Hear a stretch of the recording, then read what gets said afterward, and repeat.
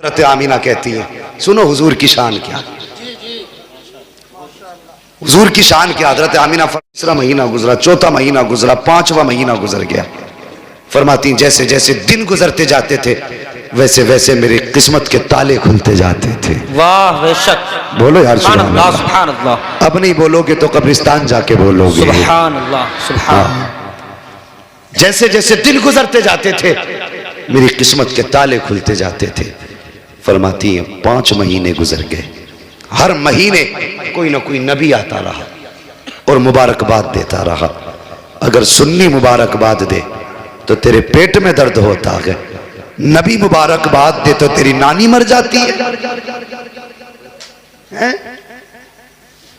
क्यों कलेजे फटते हैं तुम्हारे? हजरत आमीना कहती हैं, अगर हजरत आला हजरत की हम बात करें तो कहते हैं जी वो तो बरेली वाले हैं, उन्होंने तो इश्क में कर दिया। चलो इन्होंने इश्क में किया, नबी की अम्मी तो सच्ची कह रही हैं। अगर मेरी आप ना मानेंगे तो कुछ नहीं जाता आपका, और नबी की अम्मी की अगर नहीं मानी तो कुछ नहीं रहता आपके पास फिर। बेशक, ये याद रखना। बेशक, अगर उनकी नहीं मानोगे तो बचेगा ही कुछ नहीं। बेशक, बात नबी की अम्मी की है। फरमाती है 5 महीने गुजर गए, हर महीने कोई ना कोई नबी आता रहा, मुझे मुबारकबाद देता रहा। 5 महीने के अरसा गुजरने के बाद एक दिन हजरत अब्दुल मुत्तलिब काबे में तवाफ कर रहे हैं। अरब का दस्तूर यह था, किसी का शोहर इंतकाल कर जाता तो 1 साल तक औरत सोग मनाया करती थी। कितना? 1 साल। याद कर लो बच्चों, कितना? 1 साल। 1 साल तक सोग मनाया करती थी। सोग में क्या था? खुशबू नहीं लगानी है, बन सवर के नहीं निकलना है, नए कपड़े नहीं पहनने हैं, साफ सुथरा नहीं होके निकलना है। ये सारी चीजें सोग में शामिल थी। तो ये वहां का दस्तूर था। हजरत अब्दुल मुत्तलिब काबे का तवाफ कर रहे हैं, कुछ सरदार इकट्ठा हुए, हरम शरीफ में आए, कहने लगे अब्दुल मुत्तलिब कहा जी, का काबे के मुतवल्ली हो बेशक, खानदान कुरैश के सरदार भी हो बेशक, का एक बात है। कहा क्या?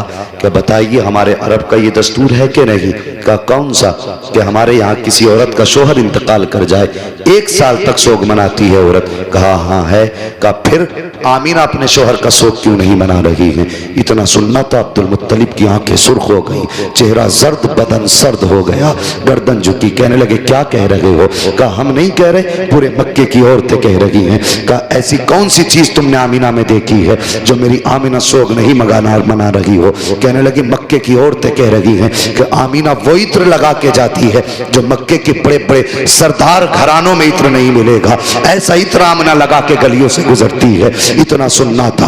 अब्दुल मुत्तलिब आए हैं हरम शरीफ से, अपने दरवाजे पे आपकी ज़ौजा हजरत फातिमा ने शोहर को आते देखा, गर्दन झुकी है। कहते हैं सरताज आज चेहरा उतरा है, बात क्या है? अब्दुल मुत्तलिब कहते हैं फातिमा आज आमीना की वजह से मैं शर्मिंदा हो गया हूँ। कहा सरताज बात क्या है? कहने लगे जाओ आमीना से जाकर के पूछो इसने मेरे अब्दुल्ला का सोग मनाना क्यों छोड़ दिया है, ये इत्र क्यों लगा रही है, खुशबू क्यों लगा के जा रही है। इतना सुनना था।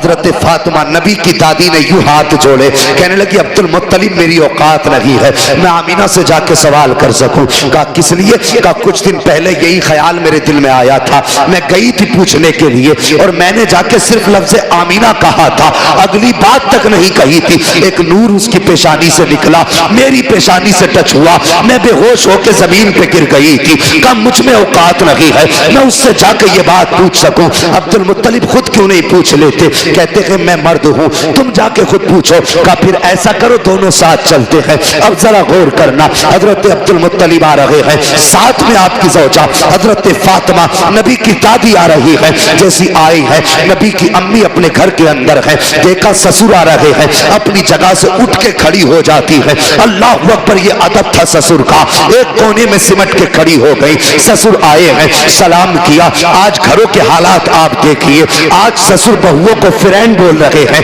कि ये तो मेरी दोस्त है, ये मेरी फ्रेंड है।